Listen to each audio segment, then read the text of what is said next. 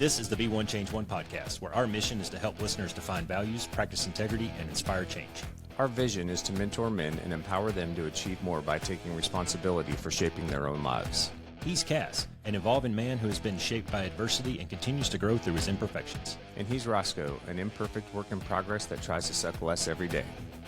Between us, we have over 40 years of Air Force fighter pilot experience with countless hours as trainers, instructors, and mentors.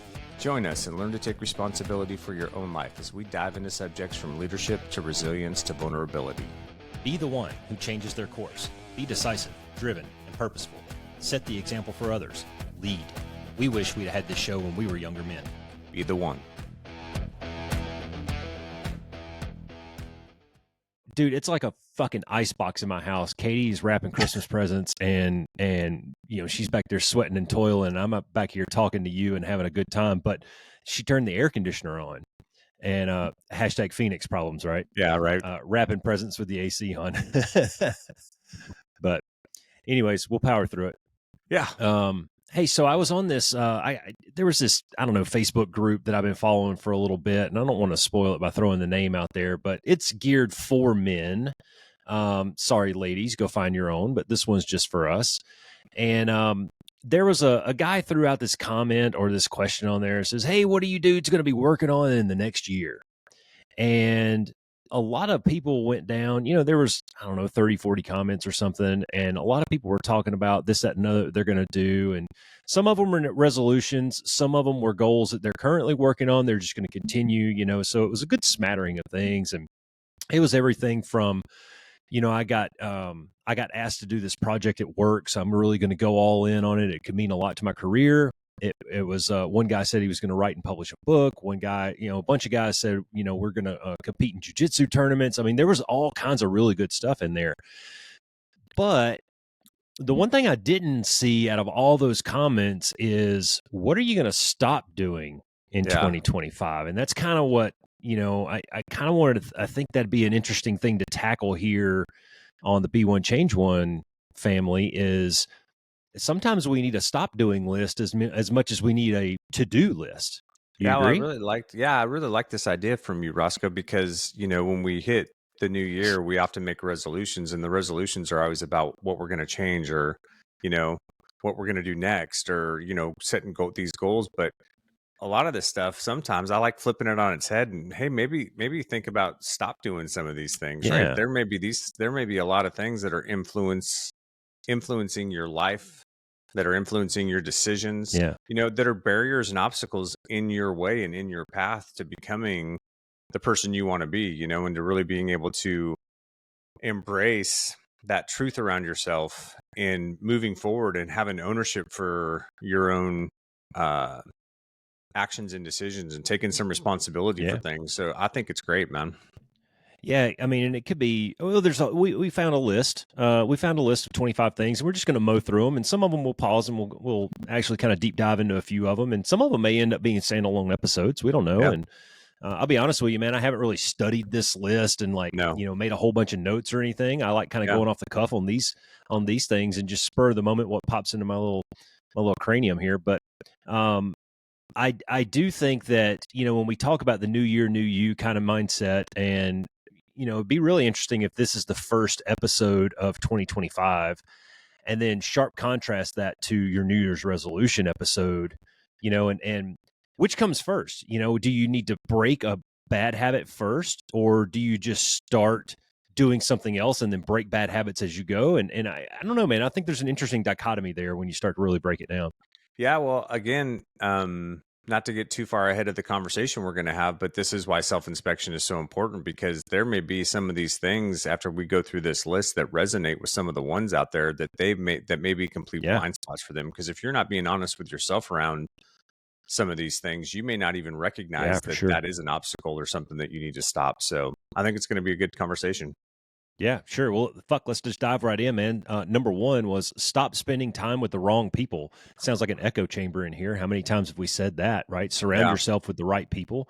And oftentimes that means you might have to sever some relationships. You might have to give some people the Heisman and step away for a little while. And it doesn't mean necessarily forever. It could just be for right now, you know, like, hey man, give me 6 months. Let me work on myself and then we'll come back to that. Yeah, and it doesn't mean that you have to be mean about it either, right? You can just start to build some space and some separation. And I think I really liked one thing that Alicia said when we did the podcast with her the other day that really stuck with me. And I think this is a great question to ask in this scenario here is, are these are these relationships serving you, right? Does the people that you have Yeah. around you, is it serving you in the direction that you're moving and the direction you want to go? And I think that's a very simple question to ask yourself. And if the answer is yes, dude, then awesome. And if the answer is no, then yeah, you may have to start to build a little bit of separation and start seeking out people to be in that circle with you that are going to help support and that are moving in that Yeah. same direction you are. Do you think there's any truth that old saying of if you're not living, you're dying? Probably to a certain extent. You know, Yeah, I'm not a big fan I of think we might be able platitudes, to but apply that in this. It yeah, is, but I mean, you're either seeking growth or you're not. I do yeah, maybe, if you want to go full, Viktor Frankl on the thing, there's probably some space in the middle there where you can kind of live in the gray area and just kind of coast for a little while. But I mean, effectively, if you're just coasting, you might be atrophying at the same yeah, time. I don't know. I'm not a philosopher and I'm not a psychologist, but I do know that just personally, man, I appreciate the challenge of learning something new. I appreciate the challenge of starting something new. I think it's a good way to keep yourself motivated. I think it's a good way to stay engaged, stay learning, stay in the books yep, or the YouTubes or the podcast or whatever it is. And a lot of that is like we talk about all the time, man, is you have to point the finger back at yourself, look at yourself in the mirror yeah, and identify some of those things, like the people you yeah. hang out with. And coasting may not be necessarily a bad thing if you just need a pause. But most of the time, if you're coasting because you need a pause, it's because you haven't found a good strike with balance in whatever you're doing, right? Maybe you get a little Oh, that's overwhelmed, valid. you Yeah. take on too many tasks, right? So Yeah. again, that's an opportunity to take a look at, sorry, take a look at, am I overtasking myself? Am I putting too much on my plate? Um, the thing with coasting though is, dude, you have a limited amount of time um, towards achieving, a specific goal or success or whatever it is that you're striving towards. And anytime you spend coasting is just time lost to a certain extent. On top Yeah. of that, when you coast, you take a you have the potential to take away opportunities that may be in front of you. Um, because when you go into coast mode, either those opportunities aren't going to come to fruition because you're coasting, or you may just miss them because you're not Yeah. paying Yeah. attention. I was going to You're say, not you might not present. take them away. You just might miss Yeah. them. Yeah, you Yeah. might completely miss them because you're not really Yeah. present in the moment, Yeah. and in that growth and strive mentality, right? So, Yeah. yeah, Gosh, there's that really good quote from that one book I read, and I can't remember the name of the book or the author right now. It's escaping me. Um, Here's something that Roscoe needs to stop doing is stop throwing out shit that I don't really know what I'm saying. Anyways, the quote says, you only have a moment to enjoy this moment. And I remember reading this book, and that was literally like the only thing in this entire book that I underlined, and that resonated with me, man. And it made me think about all those moments in my life that I just missed because I was focused, like hyper focused on something else, like flight school or the next upgrade or the next ride or the next deployment or something like that. And I really should have been focused on my kid's birthday or, Christmas coming up or whatever, just being present with those people that yeah, in the end, those are the people that matter yeah, and not so it's a bit of, it's a smattering of things, a bit of misprioritization. Um, it's a bit of, there's this, I don't know, this mentality that we grew up in about, being a hard charger and being around all the time and giving all the maximum energy that you can. And don't get me wrong, man, when you're on an elite level team, yeah, it deserves that from you, or you won't yeah. It be on that team requires it. very long. But at the same time, man, gosh, I wish that I would just taken a deep breath and smelled the roses every now and then. Yeah, me too. I mean, I think when you're a younger man in particular, so for the younger ones out there, for me, I know I struggled with that because I was always so future focused when I was younger. It was always the next goal, the next task, the next upgrade, Yeah. and because of that, I missed the opportunity to really enjoy the moment I was in a lot of times, or Yeah. the successes I was having along the way. Some of the times, I never really built that space for myself, and I regret that now. Um, in some ways, so yeah, definitely Yeah. that. it's that drive for balance, right?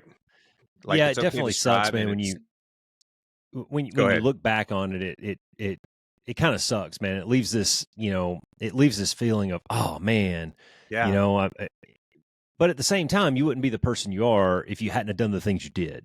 that's true. So there is that trade off, and unfortunately, you don't really recognize that until you're our age, in a lot of Yeah, cases, and you have a little bit of time to reflect and get bored and read dumb books.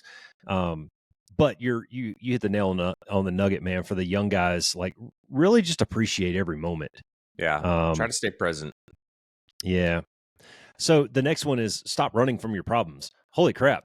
That sounds one that we need like Doc John or somebody on to, Yeah, well, that could be a whole psychoanalyze episode right and there. yeah, like holy crap, man. I mean, we don't want to crack open any eggs that might be spoiling inside of us right here in front of everybody just yet. But uh I saw this thing a while back, and it was something to the effect of be kind to people because you just don't know what they're going through behind the scenes, right? And so many people will put on a smile in public and put on this persona, their Facebook um, hashtags or whatever it may be.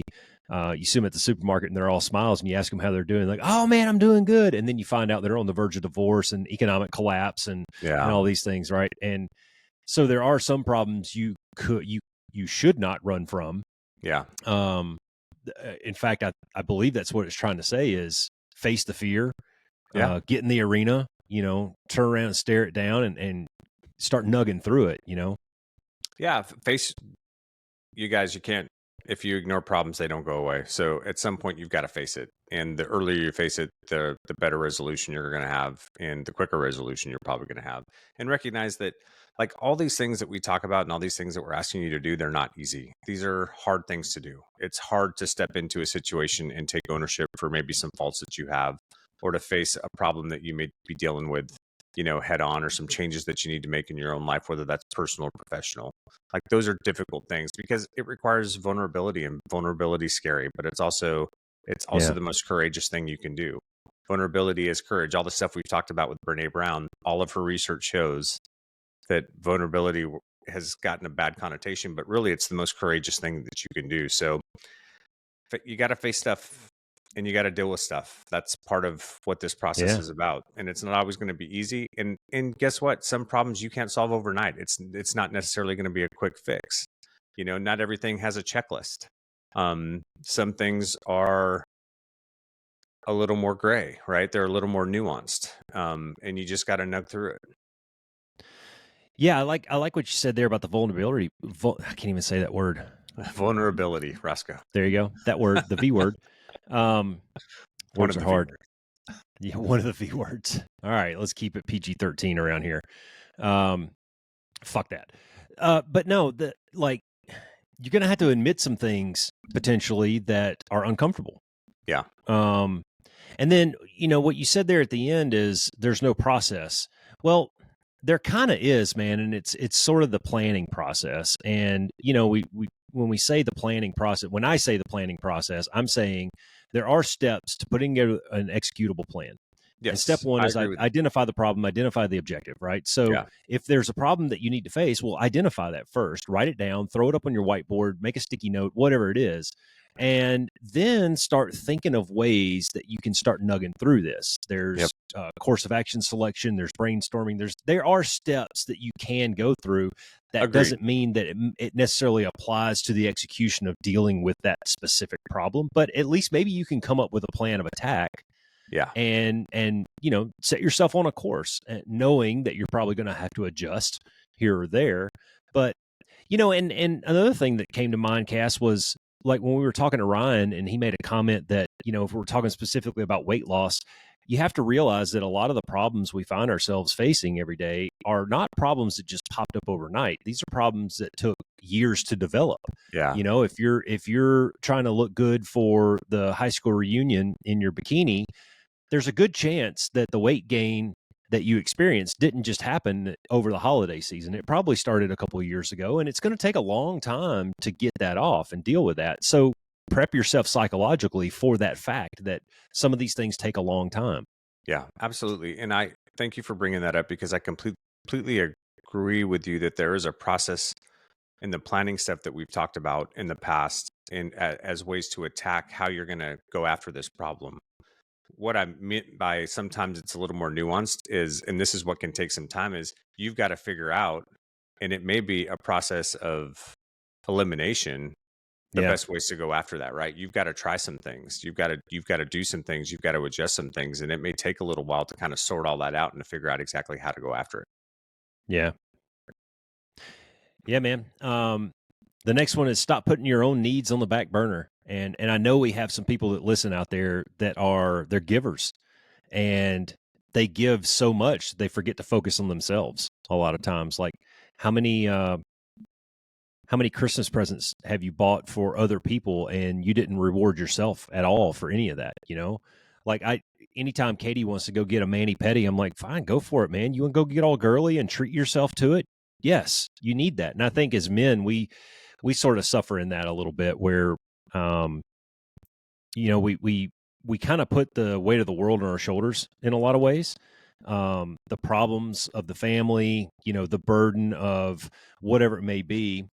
I mean, I get up and I go to a job every day. Katie does not have a W-2 style job, but she takes care of a lot of the admin of the house. She's the CFO of the house. She runs and manages all this. She manages our rental properties. I mean, it's in a lot of ways, a lot of times it's a full-time gig for her. She doesn't get a W-2 or a 1099 at the end of the year. But as men, I think that there's probably a lot of pressure for us to perform in a lot of ways in society, and the messaging that we get and the different things that you see out there. So I would encourage people, man, just, I hate, this sounds a little weird, but take a spa day. Maybe not Yeah. literally, but, take a day where you just go and do what you want to do. If you want to go watch football and eat chicken wings, then go do it, man.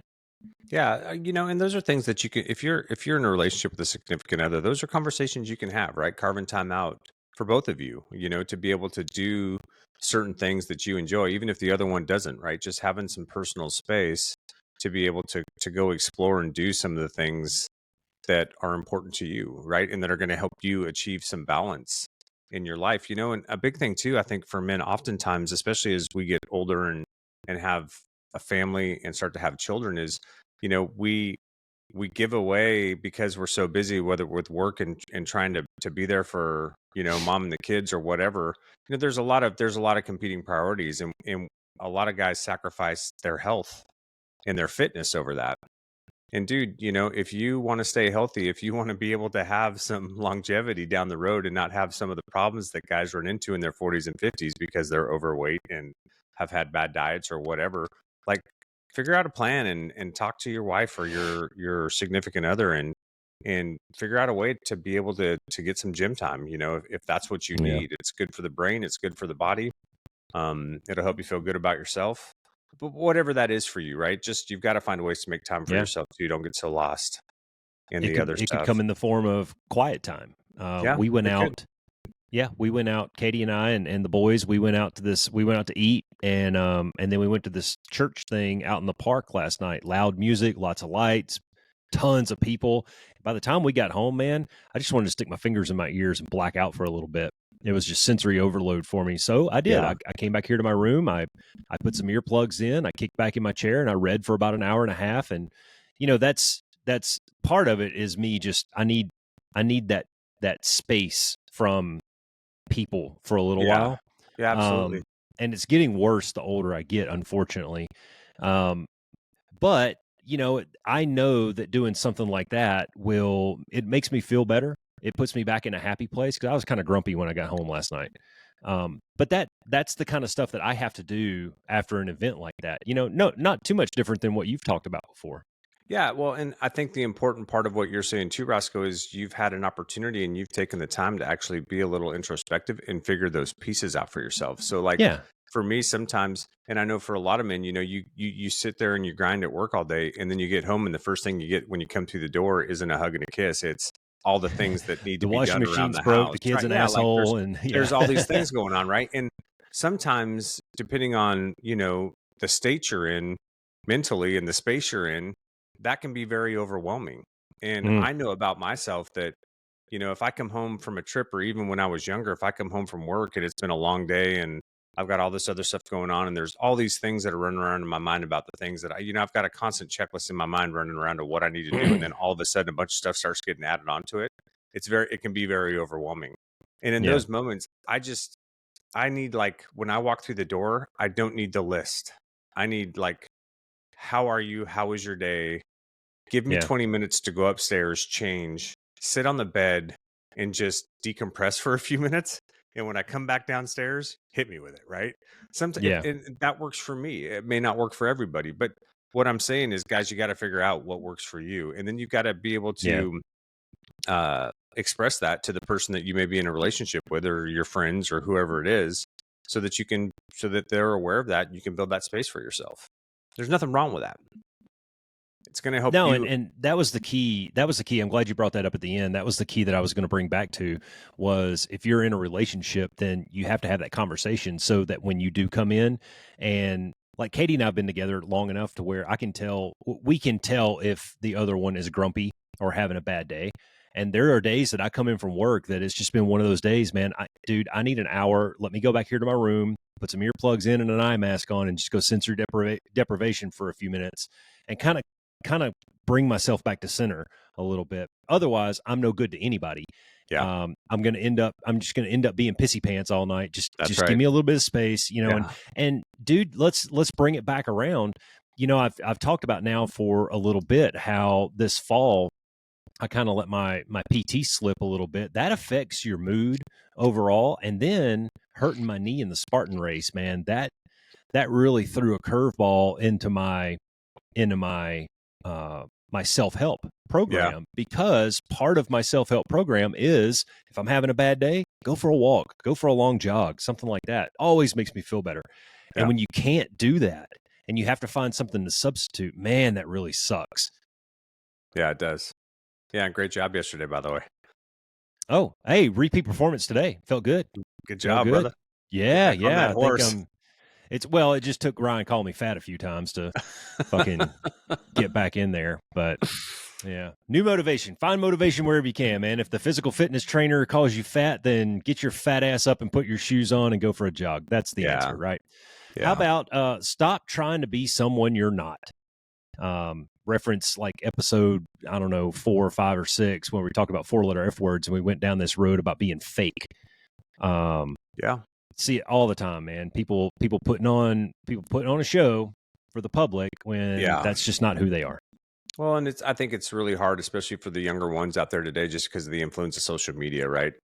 And the way that people project their best thing, their best day, their best life or whatever, and most of it's bullshit. Um, but I think what's even more important about this one in particular, Roscoe, is this is why it's so important to take the time to really think through and define your personal values. Because if you do that and then you start to align your actions, your behaviors, and your words with those values, you don't have to worry about any of this stuff. Like, it doesn't matter what other people think. Yeah. Like, you can be fine with the decisions that you're making, with how you're showing up in relationships, if you're walking in that value system, because you'll be in alignment, you know? Yeah. Yeah. And don't worry, right? I mean, we've talked about the fact that do good work, be diligent, attention to detail, like all the things that will set you apart, because you never know who's watching. But don't get yourself wrapped up in accolades and, right, you have to focus inward. You have to focus on yourself. What are your own personal goals? What are your own personal desires and dreams? And stay focused on those things. Don't worry about, it's like Yeah. we talk about when you get in the arena, don't worry about the people in the stands. They're not in the arena. If you're not in the arena with me, I don't fucking care what you have to say. You don't tell me, Yeah. don't give me your opinion until you fucking get in the arena with me. So, Well, there's a rub with that though, man, and if you start practicing some of the things that we've been talking about, and this is one of them, it's find out who you are and then start being that person. yeah, Um, like every day, and there are going to be some people who see that and who notice, because maybe you've made some changes, or maybe you're not coming around as much anymore. Or, when we talk about our circle of five, maybe you're starting to develop a new circle, or, it could manifest in a lot of different ways. But that's kind of the rub with some of this stuff, man, is it ain't going to be for everybody, Yeah. and sometimes it is what it is, man. You got to call a spade. And if you've identified the action or behavior that you believe is going to propel you forward in your life, then you owe it to yourself to do that. The other people are either going to come along or not, and they're going to either appreciate it or they won't, Yeah. and if they won't come along, maybe they'll appreciate it. And if they don't, then they probably don't deserve to be in your circle. Yeah. And that's a great point, Roscoe, because some people will support you and you may lose some people over that once you start to do it and you start to make different choices for yourself. And that's okay, because the reality is that most people are in our lives for seasons. There's very few people that are going to be in it with you for the long haul, right? And one of the best examples that I heard of this is, dude, when the space shuttle used to launch into orbit, right? You had the two boosters on the side of the main booster, and those two boosters accelerated up to a certain point, and then they broke off and they fell away. There's people in your life that are going to help get you to a certain point, and then they may not be able to go any farther. They may not be able to move you any further up, right? And at that point, they may start to fall off, and that's okay. That's just part of this process. Well, Mike Burke talked about that on the show. He did. And, it's not that necessarily they fall off and they're useless and they can't be in your circle anymore, but they just can't take you any further. That's now, right. They're going to be available for you to reach back, and maybe they'll always be bros, but, he was a command sergeant major and the other guys weren't. So they just they lacked that perspective to propel him any further. They were trusted souls and confidants, and when he needed to just get shit off of his chest, he could call them, but they weren't the ones to give him the advice that he needed. He had to look elsewhere for that. So that's a good example of somebody who may not be in that circle, but there's still value added to your relationships. Yeah, and it's a great example too, because it doesn't just apply to personal relationships like we were talking about, but it also applies to mentors, right? And that's really the vein that he was talking about it in, is, you have mentors along your way, and some of them will get you to the next level, but then you start to kind of surpass that. And they're still value added. They're still great people. They're still people you can rely on and reach back to, but they may not be the person that's going to help you accelerate to that next level. Yeah. No, I like it, dude. That's good stuff. Holy crap. These are really good. Yeah, these are good. Stop trying to hold on to the past. Stop living in high school, peaked in high school, Jim. Uncle Rico. Now there's some good stuff here. And honestly, I think we should probably hold this one until after the forgiveness episode comes out, because I think a lot of the things we talked about in the forgiveness episode will help illuminate this. Stop trying to live in the past kind of stuff. Yeah. I'm fine with that. The only thing I want to say, and I think it was the Dalai Lama that said it, and he said there's two days that you have no control over: yesterday and tomorrow. So pay attention to today, because that goes back to being in the moment and shit. Yeah, the decisions that you make today and all of that stuff, all you can control is what you're doing in this moment right now, right? So, and that kind of applies to forgetting about, letting go of the past to a certain extent. Yeah, good stuff, man. We'll definitely come back to that one. I think that's a really good one. Maybe that deserves that could be an episode, at least half of an episode on its own. Stop being scared to make a mistake, dude. I am living this right now with the book that I'm writing, and I've been working on it. Really hard, and I'm just now to the point where I'm not embarrassed to give it to someone else to read. That's cool. And I've got it out to like 3 or 4 people to just give me big picture feedback. And I know that, I know it's going to sting a little bit, but it's one of those things and this took me a long time to get to this point, man, where I had to accept when you create something like that, people are going to critique the shit out of it. Yeah. And you kind of have to just move past that. You have to realize that your mom is always going to be your champion. That's why I never give my mom anything to like read for me for critical feedback, because all she's going to tell me is, it's awesome, it's great, it's the best book ever written, you should be on every list everywhere, right? That's not what I need. I need good critical feedback good criticisms that are going to make it better, right? Yeah. And there are a few people out there that I trust are going to do that for me, and you're going to get it eventually. It's not ready yet for that, but moving past that point of like, oh my God, they're going to tear it to pieces. They're not going to like it. They're going to hate the character, that kind of shit. I kind of just had to get over that. Yeah. Because it ain't going to be for everybody. There's going to be people who are going to give me feedback and say, man, this is dumb. Okay, valid. Can you be more specific? And that shit hurts a little bit, but you can't be scared of that part of it, because there are going to be a lot of other people who really like it, and a lot of other people who are going to give me that good feedback to make it awesome. Yeah. And you know what you're exercising in that right there, Roscoe, is vulnerability, right? It takes courage to kind of put yourself out, right? There's a lot of vulnerability in that. Yeah, It takes a lot of courage to put yourself out there. And that's that courage over comfort piece that we talk about all the time.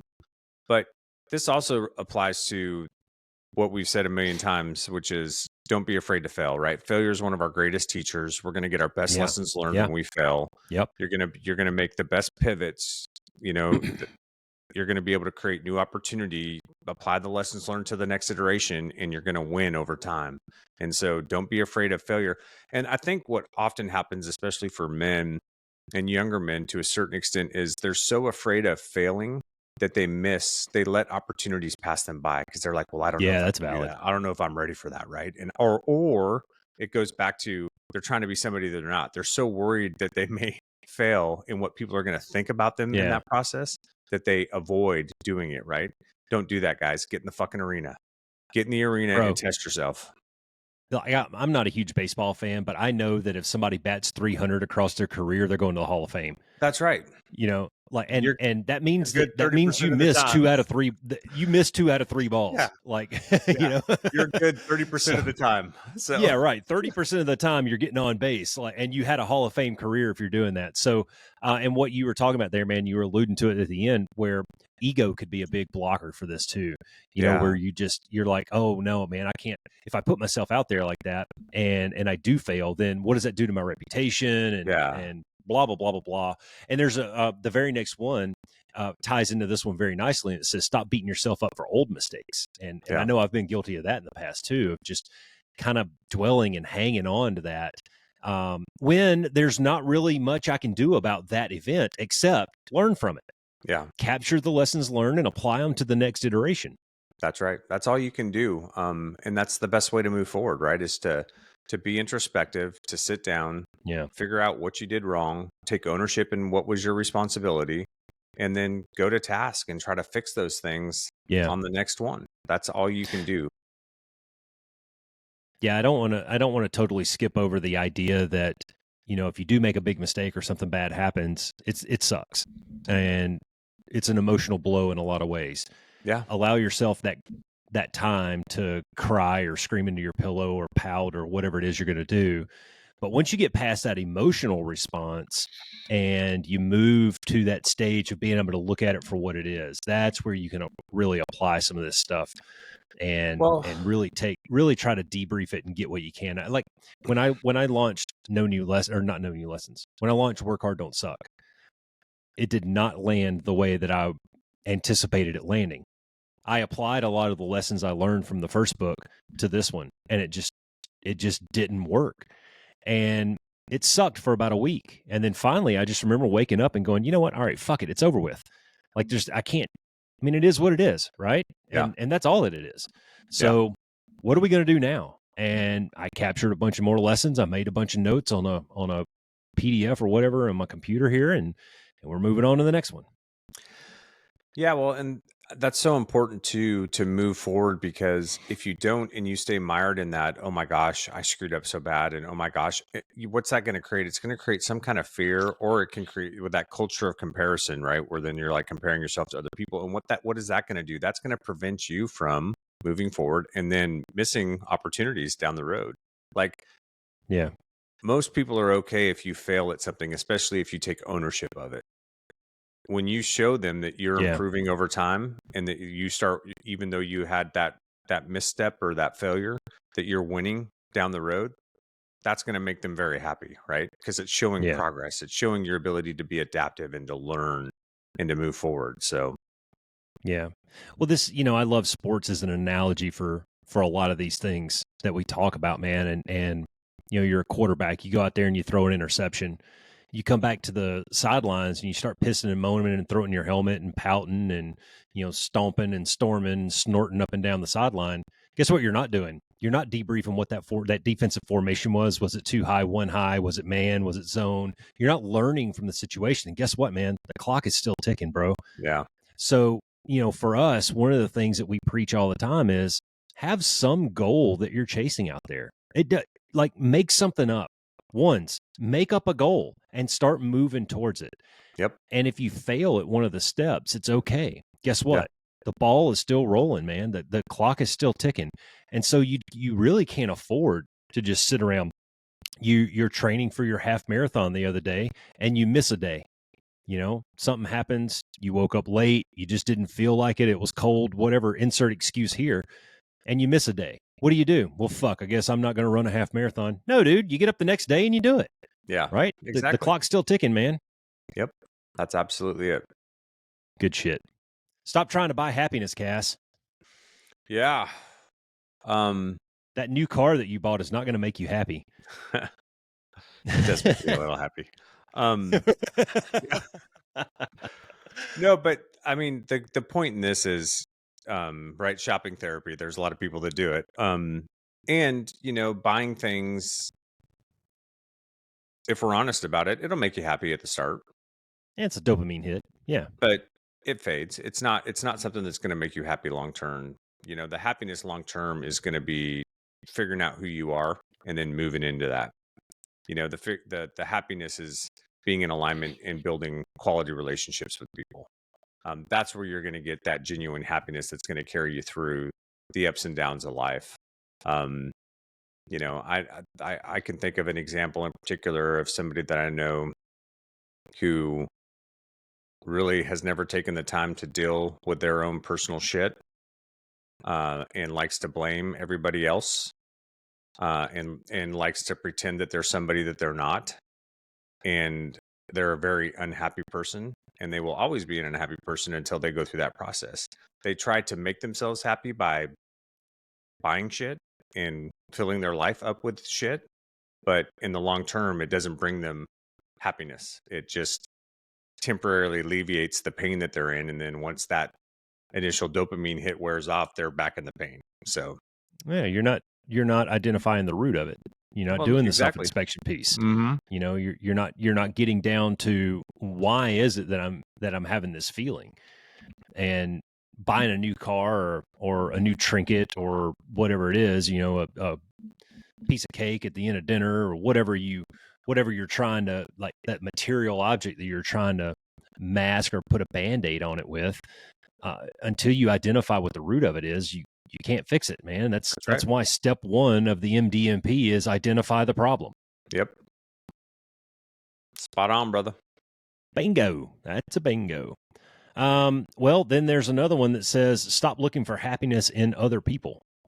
That one's I think a little bit deep, but comparison is the thief of joy for starters. We can just throw that out there. And then, my first thought when I read this was, associating yourself with the cool crowd just because it's the cool crowd, or hanging out with somebody because you think that's going to make you cooler or something like that. I know I'm probably not articulating that very well, but, that goes back to be yourself, Yeah. Well, and focus on yourself, right? You're going to find happiness by finding ways to be in alignment with the person you are and the person you want to be. Don't chase finding somebody to be in a relationship with. If you're somebody that's sitting there going, "Oh, if I could just date that girl, if I could just be in a relationship with that guy," or whatever the case is, dude, that's not going to make you happy. It may make you happy at the beginning. It's not going to be long term until you work on yourself, until you find happiness within yourself. Somebody else isn't going to do it for you. It's the same thing as buying shit. It doesn't fucking work. You may get a temporary fix from it. It's not the solution long term. The solution long term. Yeah, you got to be introspective and go to task on yourself. This whole podcast could be just summed up as be selfish. Look at yourself. Yeah, but the point in And that, though, Roscoe, is you have to be able to build stability in your own life. You have to be able to find a way to love yourself and the person that you are, the person that you're becoming, before you can actually have stability for other people and love other people correctly or truly, right? yeah, Because otherwise, you're just going to be fucking lying all the time.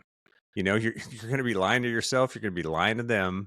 You're never going to be able to really cultivate what you're looking for until you fix that shit about yourself. yeah. That's the bottom line. Yeah, there was a thing that I read. It wasn't a book. I want to say it was some kind of article that I was reading about chasing happiness, the pursuit of happiness. It's sort of like success in a lot of ways where, um, A, happiness is user defined, It is. just like success is. And B, it might not be a specific target, but it may be the journey that brings you the happiness. Just like, the success, like, we use the example when we talk about success of like, I want to make $1 million, and then you make $1 million. Like, okay, cool. Now what? You just going to Yeah. go fucking blow it all and go back to the single wide?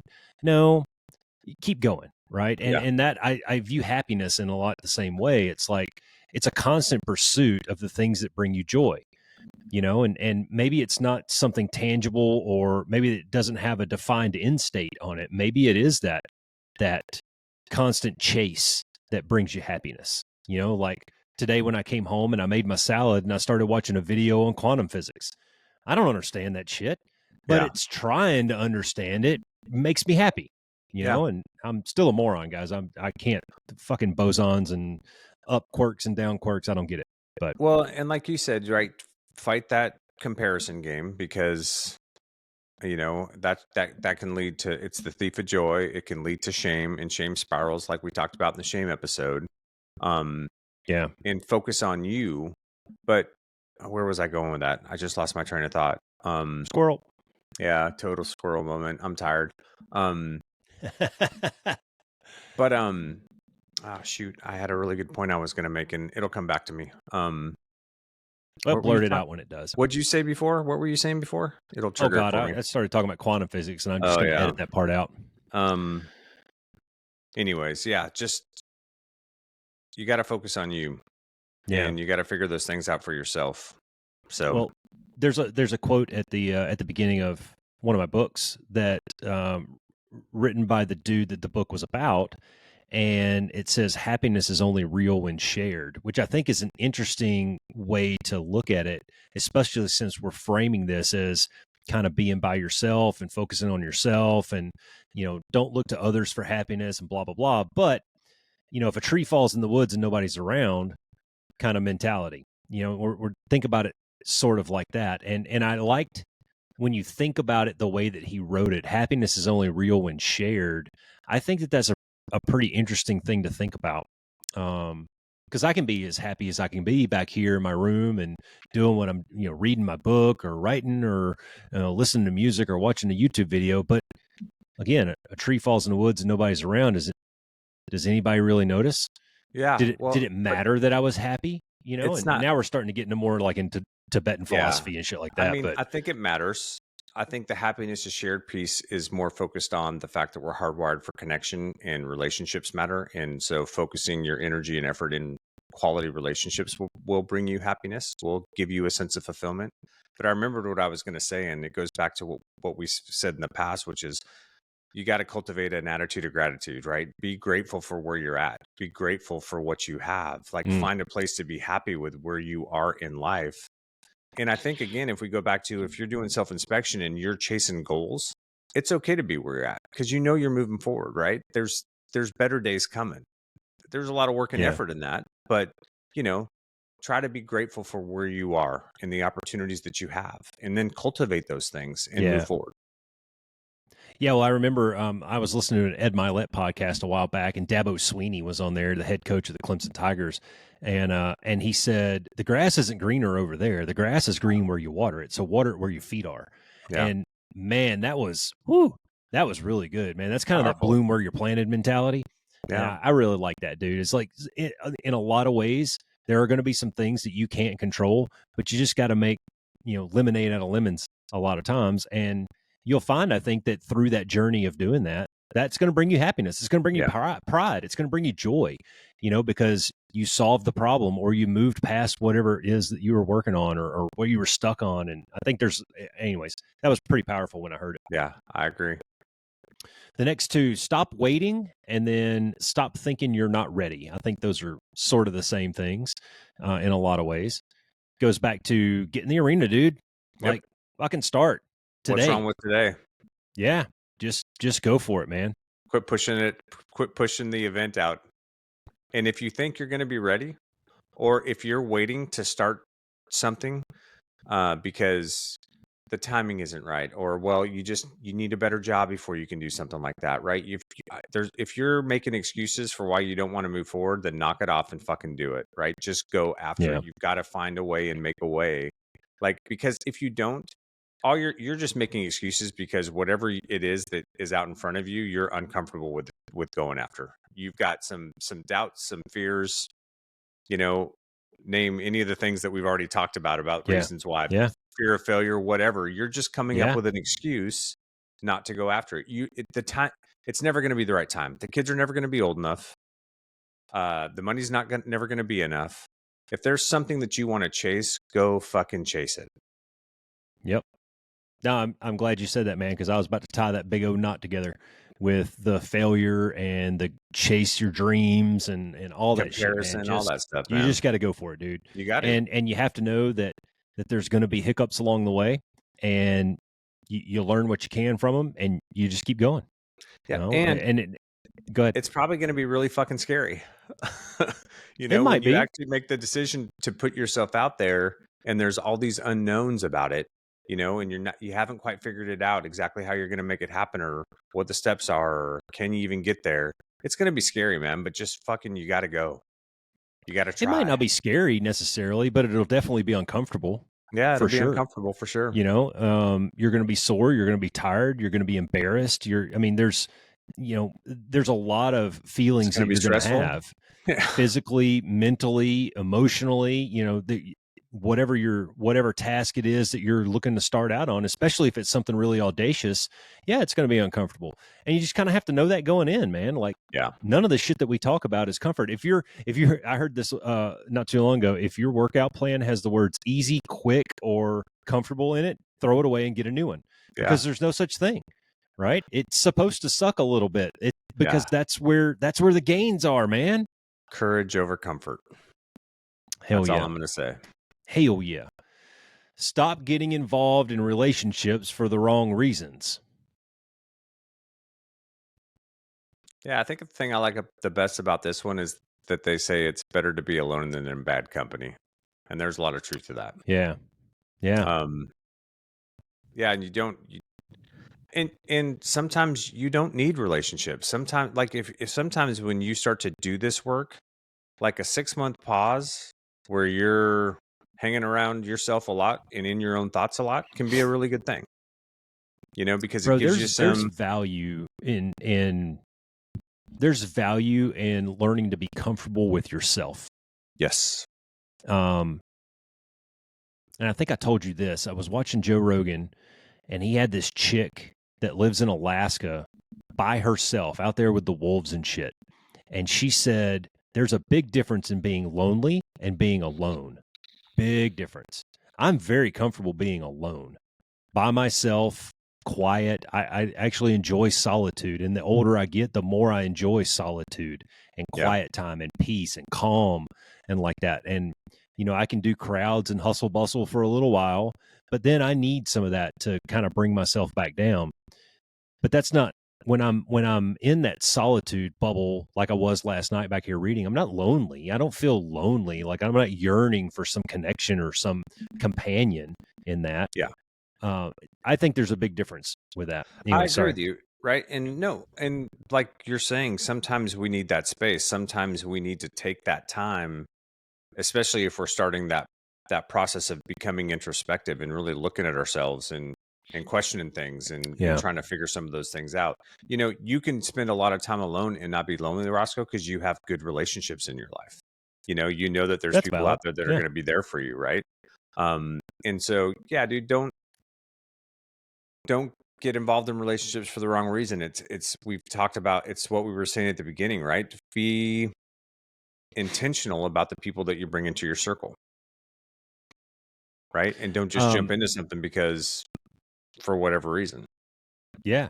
No, and I have some experience with someone that's close to me of confusing love and lust, and I think that may fall into this category. Ends up staying with a person when it really wasn't love; it was just kind of this lustful, kind of free for all relationship. Yeah. And I think that those are easily confused, especially if you're young and you don't have a lot of experience. But I would ask people to make sure that you're diligent and not just chasing something tangible or an emotion, and make sure that you're looking for your relationships for what they are. Yeah. It's not just young people. Look at all the older people that, have an affair, get divorced, marry the next person, and 5 years later are on their second divorce because, Yeah, they were just chasing a feeling or an emotion, or the sex was good at the beginning, and all that stuff falls away, and then you're stuck with somebody who you don't really know and you don't really yeah, like, and the next thing you know, you're on your second divorce, right? So that's yeah. Well, what guess we're what? getting at, right? Alicia said it the other day. There's usually a deeper underlying current there that needs to be probably brought out and talked about. Yeah. If you're in one of those. Yep. Um, kind of along the same lines here, talking about relationships. Stop rejecting new relationships just because old ones didn't work.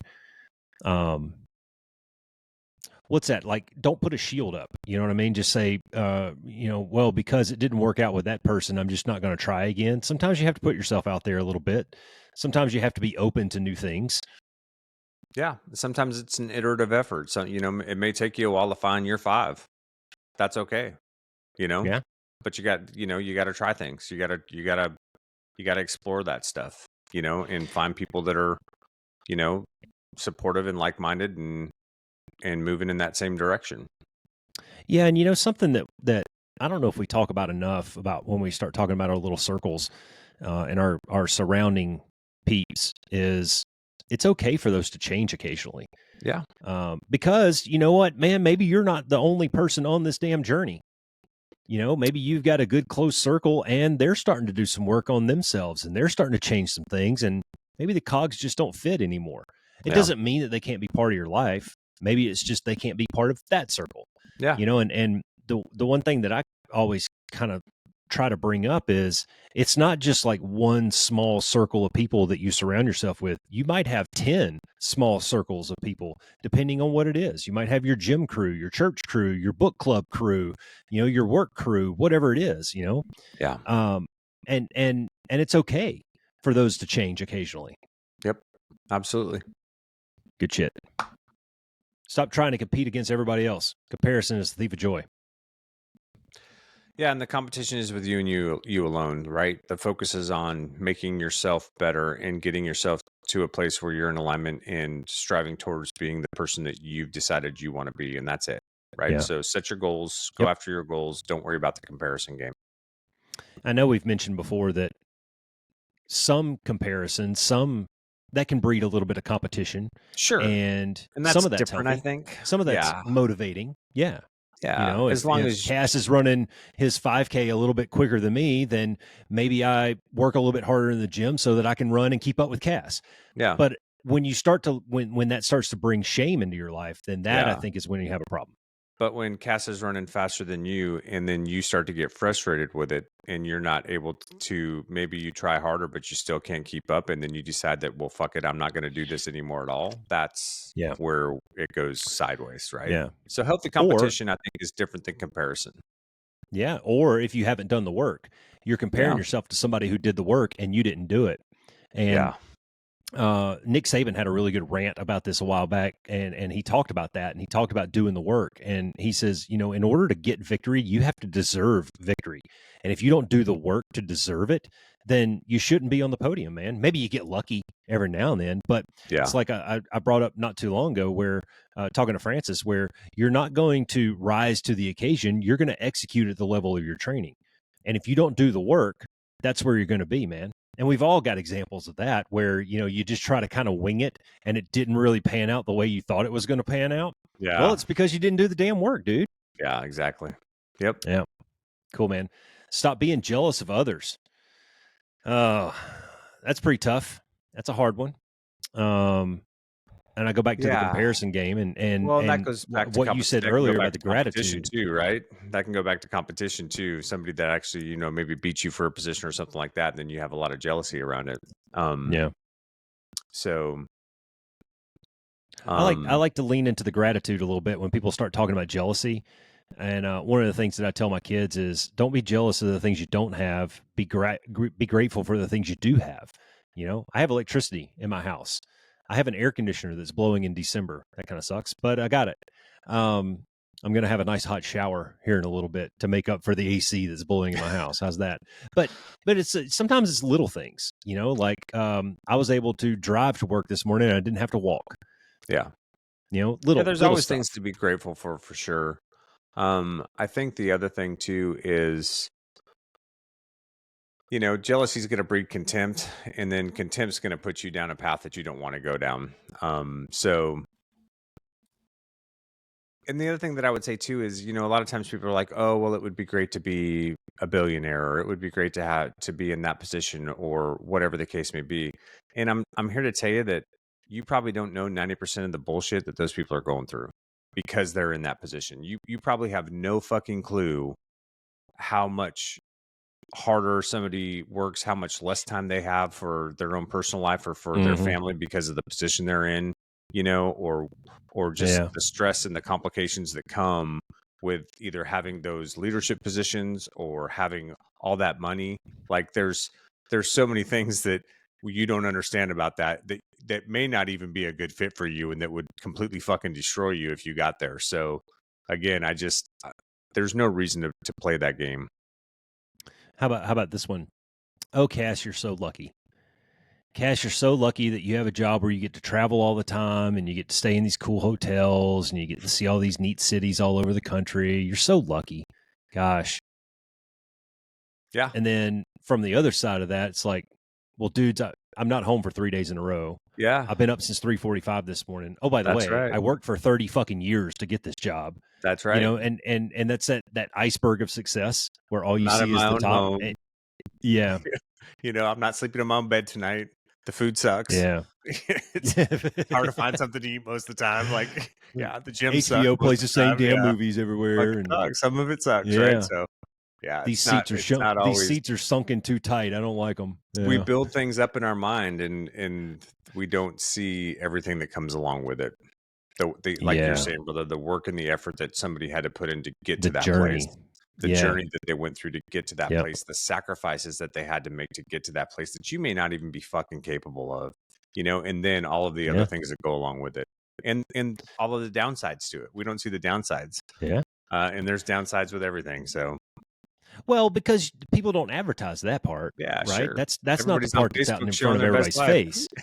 It's pictures from city to city that everybody sees. It's the new car that you just got that everybody sees. Think, oh, Cass, it must be nice. Yeah. You get to travel so much, and you're eating in a different restaurant every night, and all these, they all see the good things, but they don't see a lot of times the negative stuff because we don't advertise the negative stuff. That's right. Go back to that, being authentic.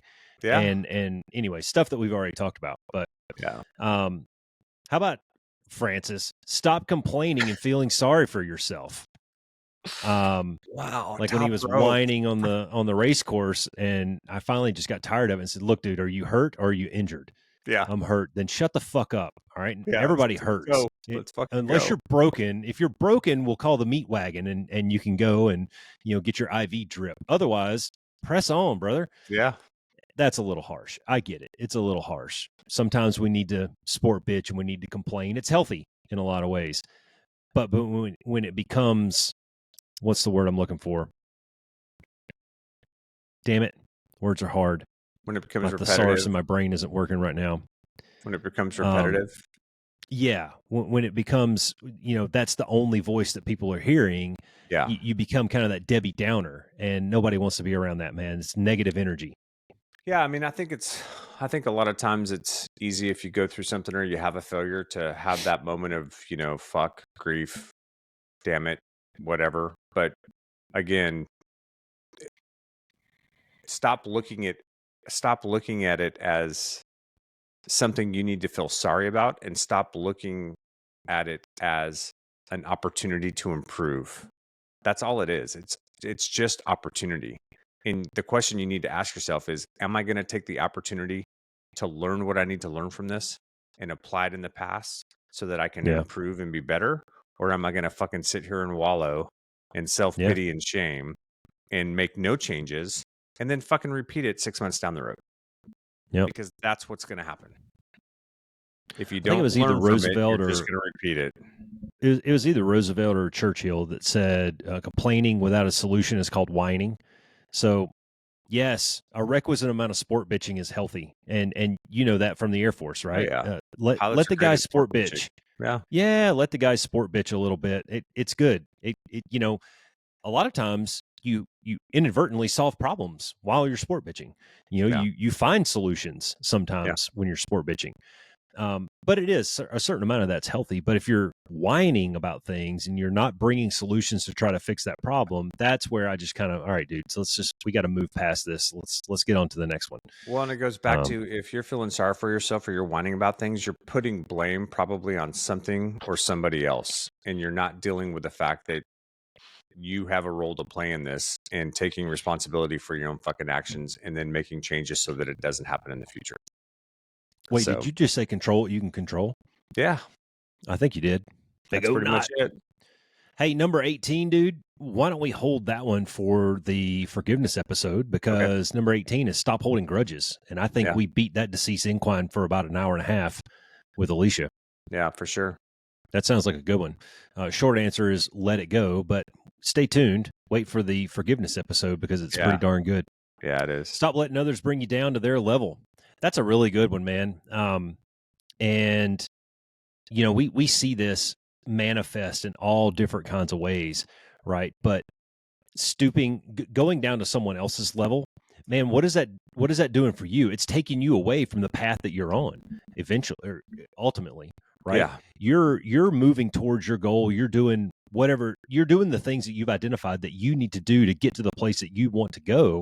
And then if you keep taking 2 or 3 steps back to go down to where these other people are, for whatever reason, it doesn't even matter what it is. Maybe it's they're not holding the standard and you want to try to bring them along. Maybe it's their attitudes. Maybe it's you're wrestling with this idea of them being in your close circle. It could be a bunch of different things, man, but ultimately you've got to keep moving in your direction. Yeah. Yeah. Ultimately, don't lower your standards to accommodate people who don't want to raise theirs. And again, this is where, that self-inspection process and defining personal values can really help you, because The it'll, personal standards, yeah. yeah, you'll establish personal standards from that. And then you'll know exactly how you want to react to those things, or how you want to operate in those situations. Yeah. Good stuff. Easy kill. Stop wasting time explaining yourself to others. And the little explanation they put on there, I immediately thought about politics. If you're going to go on Fox News and try to convince me of something, the people who support you are already supporting you. Yeah. And the people who are not supporting you, you're not going to convince them to support Yeah. you. They don't care anyway. Very few people are going to be able to sit down and have an educated discussion with all the walls down, write down some points, go back and research them and go, you know what, man, I didn't see it that way. It's just not real common, man, because typically when people put on the jersey, that's their jersey, dude. Yeah. Yeah. Well, and I think the only caveat I would say to this is, in close personal relationships, you may have to explain yourself so that there isn't misunderstanding that leads to conflict in your relationships. Like, that's different, right? But in general, like, if you're doing something specifically, and you're focused on yourself and you're trying to make some improvement, you don't need to explain why. You don't need if people don't understand why you're not doing something. Like, if you decide that you're going to stop drinking, or you're gonna reduce the amount you drink, or maybe the Friday night going to the bar isn't working out for you anymore. You don't want to spend the money. You're moving in a different direction. There's other things you want to focus on. You don't need to explain that to people. You can just simply say, "Hey guys, I'm not going to be there Friday night." It doesn't require an explanation. Yeah, ultimately they'll start to ask, "Oh, where were you, man? What happened the other night?" Yeah. Little things like that. Maybe that's your opportunity to give them a peek behind the curtain, but Well, yeah, that's I've an started that show. opportunity to inspire change. That's an opportunity to influence and talk to people about the direction you're going. But you don't have to explain why. If people Yeah. don't want to accept the decisions that you've made, and this kind of goes back to if you've got a circle of five that maybe doesn't work for you anymore, you might start to get questions, or accusations placed towards you about, oh, well, you're no fun. Why aren't you any fun anymore? Or, why don't you used to like to do this and now you don't like to do it anymore and all that stuff, right? You don't have to explain yourself at that point. If those people aren't going to be supportive of you and non-judgmental and understanding of where you're at and what you're trying to do, it doesn't require an explanation. Yeah, I think you hit a really good note there when you were talking about there's a balance though with the people that are close to you. There is. And That's different. that's tough. It is. It's tough, man. And just because you explain yourself doesn't mean they're going to get it. They may not be able to. They may be so in love with the old you that they're not willing to accept the new you. Yeah. And yeah. Well, and I mean, dude, I did this with my kids growing up, right? You get the repetitive questions because they don't like the answer you gave them. Explained and answered. That was my response. The follow-on questions, explained and answered. I explained it and answered your question. We're done. Like a true politician. Good job. I think you're ready for the prime time, brother. I'm not a politician, Roscoe. Yeah. Stop doing the same things over and over without taking a break. Burnout. Yeah. Yeah. We should do a whole episode on burnout. We can. Let's table this one. Let's do that. Yeah. Yeah. Checks in the mail, guys. 2025, we're gonna bring you an episode on burnout because I think that's a really good one. And I think we're all guilty of it. Stop overlooking the beauty of small moments. It goes back to what we were talking about earlier about enjoy this moment, be present. Be present. Yeah. Yeah. I really love that quote from the Dalai Lama about there's 2 days that you can't control and it's yesterday and tomorrow. So just focus on today, man. Focus on what you got to get done today. What decisions you want to make today. Even a day is a long time, man. It could be just evolution to evolution, and we talk about that's a lot of the ways that's how some of these elite operators that are out there, that's how they get through the training sometimes is just, man, if I can just get to lunch, if I can get through breakfast, I'm doing good. Now, if I can just get to lunch, so it's really just be in the moment, be here, be present, nug through this thing and then move through the next one. Yeah. Some of our days get busy, and I'm not the best at breaking up my day, on a calendar of going hour by hour. Okay, from 8 to 9, I'm going to do this. From 9 to 10, I'm going to do that. From 10 to 11, I'm going to do that. But I am pretty good at going, all right, I'm done with this task. I'm moving on to the next thing. I'm forgetting about that one until tomorrow. I am pretty good at making a clean cut on things. I should be a little bit better at the time management piece of it, specifically putting clock times on it. But I don't know. My method works for me pretty good. Right on. Stop overlooking the beauty of small moments. Didn't I just read that one? You did. Stop trying to make things perfect. Didn't we? We already tackled this one a little bit where we were talking about chasing perfection. Chasing perfection, yeah. That's a good one. Go back and check that one out, guys. We're almost done. This one is you guys are going to like this one. Stop following the path of least resistance. Go back to what I just said earlier. If your workout plan has easy, quick, or comfortable in the title, you can get 6-minute abs in the comfort of your own home. Bullshit. Throw it away. Yeah. Go do something different. Right. So the path of least resistance is not going to get you the gains that you need to get to where you want to go. That's it's right. just not. If you're looking for comfort, then just fucking stop listening to us. Anything worth I'm there I'm when serious, all our listeners, right? Because if you're really striving for something worthwhile, if you're striving to achieve something worthwhile, it's going to take work and effort. It's that arena example we talk about. You're going to get beat up, dude. You're going to get bloodied. You're going to get muddy. You're going to get fucking tired sometimes. You're going to want to Yeah. quit. Sometimes it sucks, right? But dude, it's so good for you because you're building skills along the way. You're learning how to succeed through failure. You're learning all of these things that we talk about on the podcast. And over time, that builds resiliency, and that builds, strength and achievement and effort and, mental fortitude, and all these things that are just going to serve you as you move through this process. And so don't take the path of least resistance. I see people all the time, like exercise is a great example because I see people all the time on treadmills and they're running at the same speed that they were running at 2 years ago because they're comfortable where they're at and they don't want to push any harder because it's not comfortable to push harder.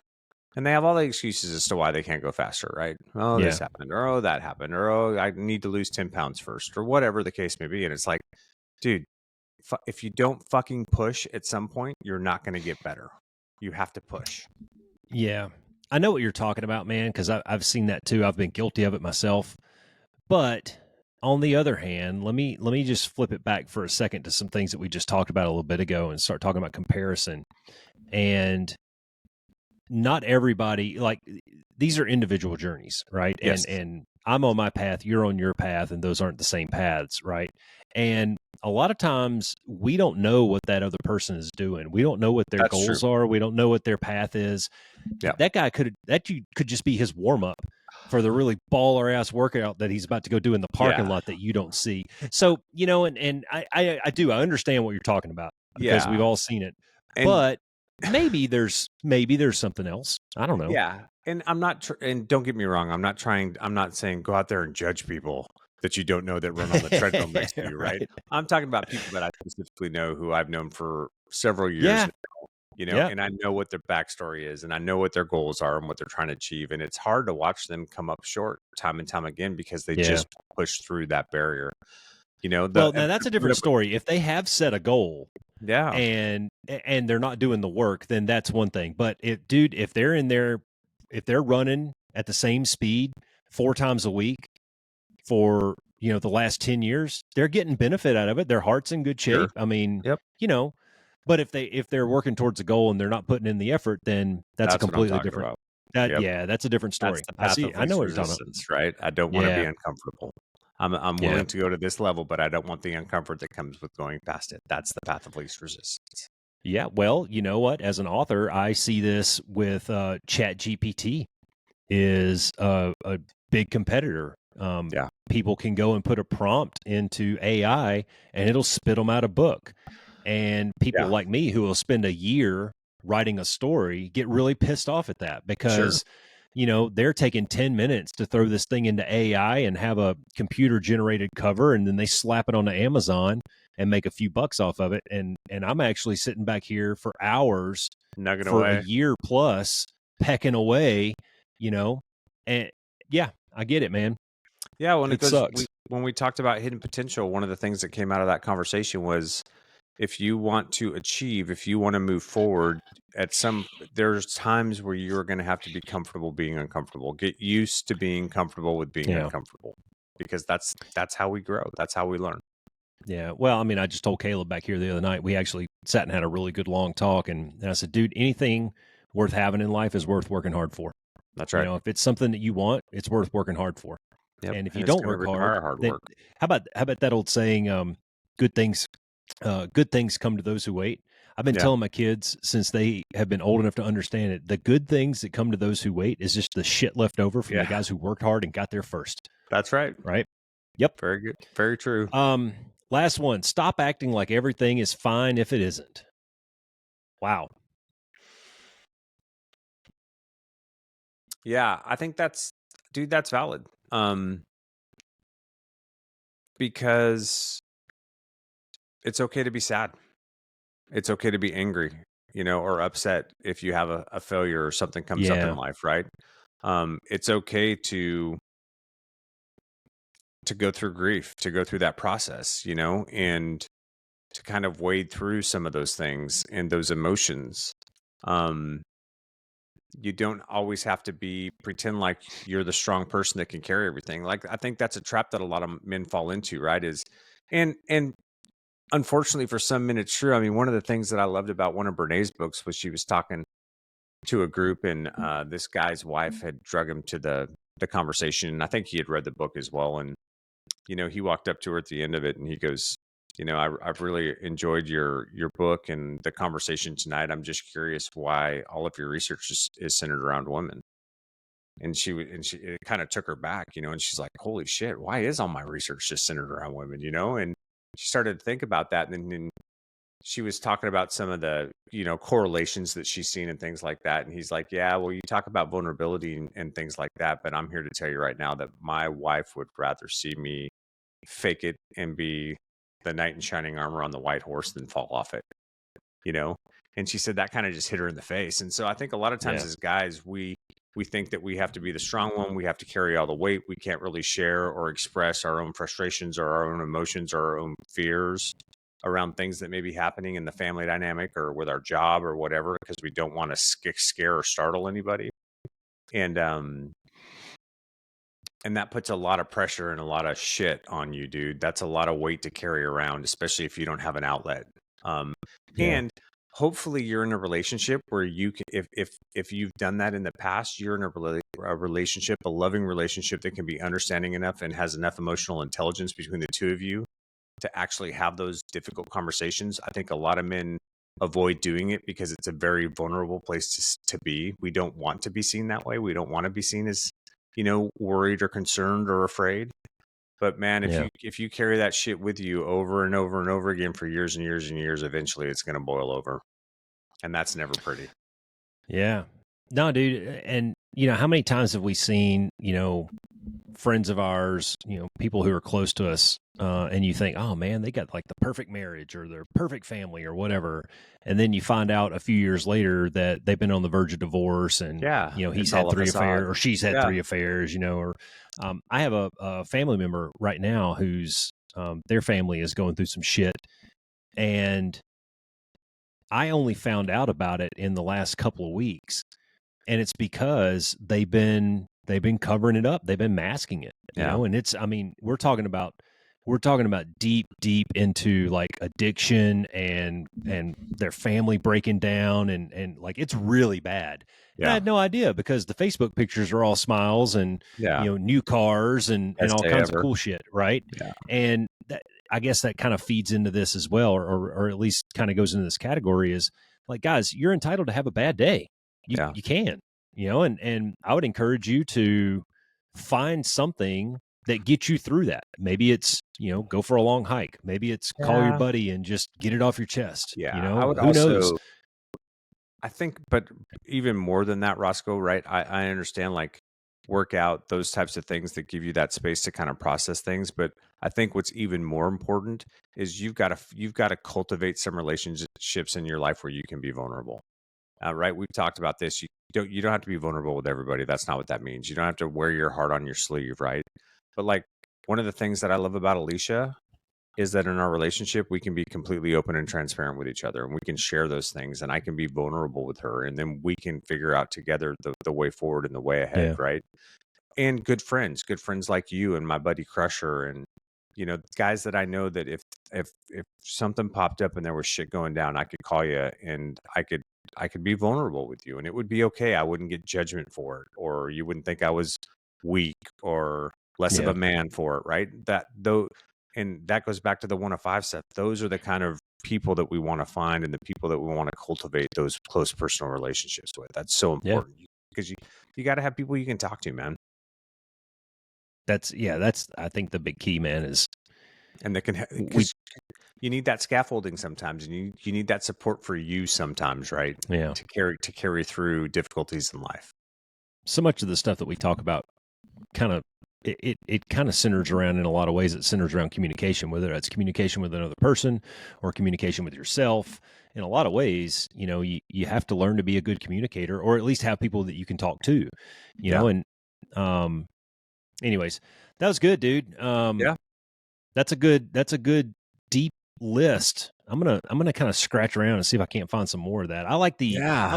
idea, because I think when we talk about new year, new you, everybody talks about things that, well, I'm going to start this and I'm going to do that and I'm going to, but nobody really takes time to really put a finger on things that maybe I should stop doing some things too. So that was I think an interesting kind of offbeat way to frame New Year's resolutions, if you want to put it that way. Yeah, I totally agree, brother. Good shit. You got anything else, Yeah, dude? man. Be the change. All right, be the one. Thanks for flying with the Be One Change One podcast. If you got something out of this show, then be the one and share it in your circles of influence. You can be our wingman through our website at www.be1change1.com. That's B and the number 1, change and the number 1.com.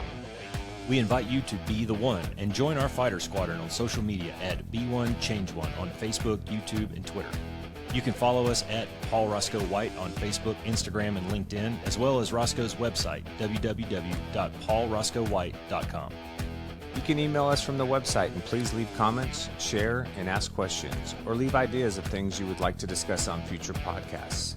Most importantly, be the one that helps us win the algorithm by leaving a review on whatever platform you're listening on. Thanks for joining. Until next time, be the one.